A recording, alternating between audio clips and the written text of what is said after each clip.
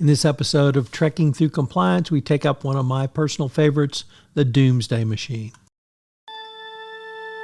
Compliance, the final frontier. Tom Fox is the voyager of Trekking Through Compliance. His mission? To explore the original series and seek out and share what it can teach you about compliance. Here's your host, Tom Fox.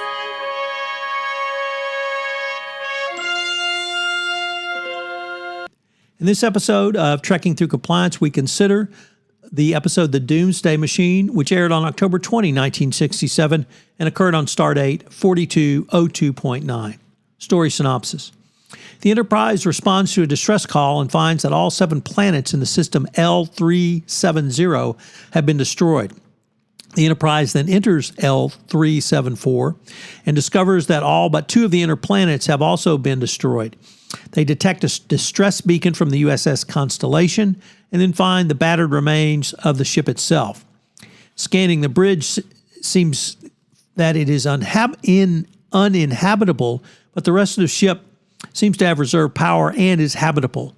Subspace interference prevents good communication, and Kirk is unable to contact Commodore Matt Decker, captain of the Constellation. Kirk therefore sends a boarding party to the Constellation to investigate. They find no sign of the crew, and Scotty determines that the warp drive to be inoperable and phasers to be exhausted. Kirk then locates Decker in an auxiliary control room, but Decker is in a state of shock and not very coherent.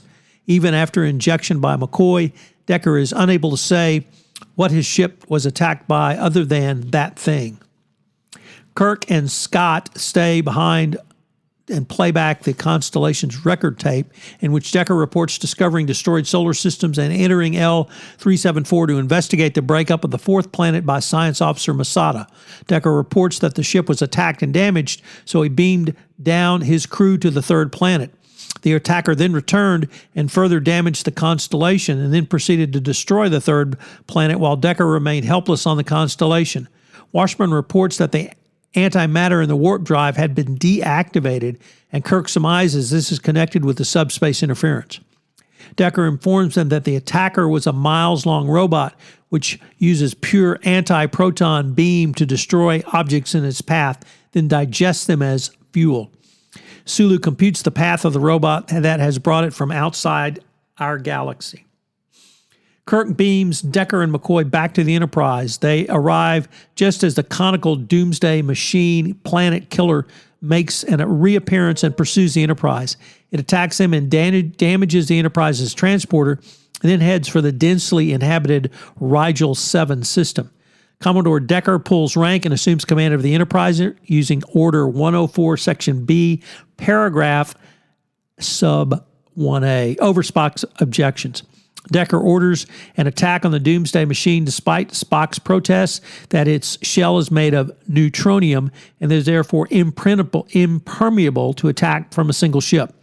The Enterprise is attacked by the Doomsday Machine but manages to survive, and Decker then attacks the Doomsday Machine with phasers, which has no effect. The Doomsday Machine then attacks again, destroying the Enterprise's shield, and begins to pull it into the interior with a tractor beam. From the Constellation, Kirk sees what is going on and begins heading towards the Doomsday Machine using impulse power. It distracts the Doomsday Machine by firing its phasers, freeing the Enterprise, and then is in turn saved when the Enterprise fires again. After the Enterprise restores ship-to-ship communication, Kirk angrily orders Spock to reassume command on his personal authority, which he does. After Spock assumes command, Mr. Montgomery accompanies Decker for an examination in the sickbay. On the way, Decker overpowers Montgomery, then steals a shuttlecraft. Decker pilots the shuttlecraft into the killer's maw, killing himself but producing a small drop in power in the Doomsday Machine. Kirk reasons that the explosion of a starship might be capable of destroying the alien vessel. Spock rigs the Constellation to explode, then transports the Enterprise, leaving Kirk behind. The transporter then malfunctioned, and Scott is only able to fix it just in time to bring Kirk aboard the Constellation as it is being swallowed. At the last second, Kirk is beamed aboard the Enterprise. The Constellation explodes, producing an explosion of 97.835 megatons, which turns the planet killer into a harmless pile of space junk. So what's today's fun fact?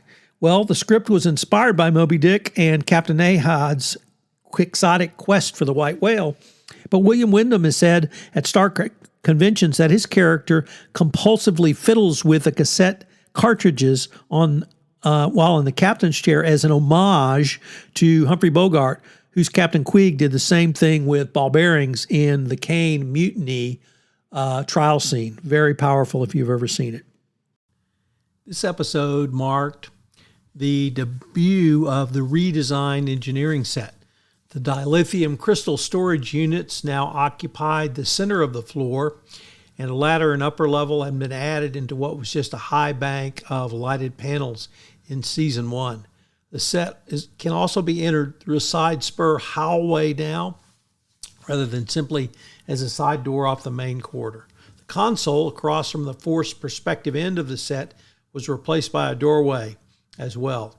The huge structures among which Kirk's evil self and Ben Finney once hid are not seen in detail again, but the emergency manual monitor was built on stilts on that spot, and it made its debut in Mirror Mirror.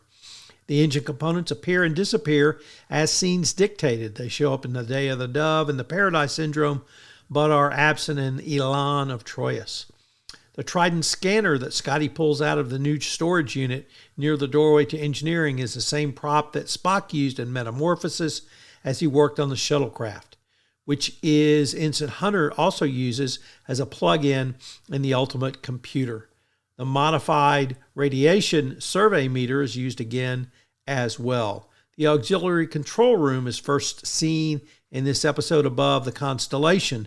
In its large viewing screen was previously used in briefing rooms as well. So lots of changes on the set, and they may appear to be subtle changes. Nevertheless, they were significant, demonstrating the popularity of Star Trek and the money that NBC put into it. So what are today's 3 compliance takeaways? Let me start with the first one. How do you terminate a third party? Here they had to kill the Doomsday Machine, but how do you terminate a third party? Do you have rights of termination within your third-party agent agreement? If you don't, I suggest that you start putting them in for, under certain conditions, you'd have a unilateral right to terminate. So, for instance, if they violate the FCPA, if they engage in bribery and corruption, if they pop up into one of the bad guys lists, or what happens if the Trump administration changes sanctions again and you can no longer do business with them. So how do you terminate a third party? It's a critical area that many companies stumble upon, particularly in countries like the Middle East, where termination is going to require a lengthy payout, or at least a large payout. Number 2, how do you evaluate your risk assessment? This question is not how do you do a risk assessment, but the question I pose to you today is how do you evaluate your risk assessment? Well, the easiest way is to force rank your risks, whatever they may be, and then remediate as possible. So the key, though, is to rank them and then begin remediation under a plan or a schedule. Or if the Department of Justice comes knocking, they're going to want to see that you're moving forward in a reasonable, well-reasoned approach. And number 3, how does your organization respond to findings in an investigation? Does it actually do something? If you perform a root cause analysis, do you take that information and loop it back into your compliance program to help make your program better going forward? So how do you use the information you obtain in an investigation? Join me tomorrow where we take up the episode Cat's Paw. If you enjoyed this episode of Trekking Through Compliance, you can help it grow by sharing it with the biggest Trek fan you know.